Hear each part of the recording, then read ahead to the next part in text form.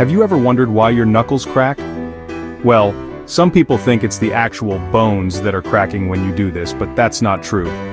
You see, in our joints there's this lubricant called synovial fluid that contains gases.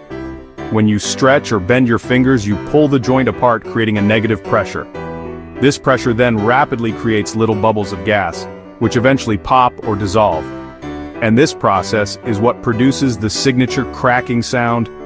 Once you crack a joint, it takes about 20 minutes for the bubbles to build up again, which is why you can't crack the same knuckle right away. Guess your knuckles are just cracking up.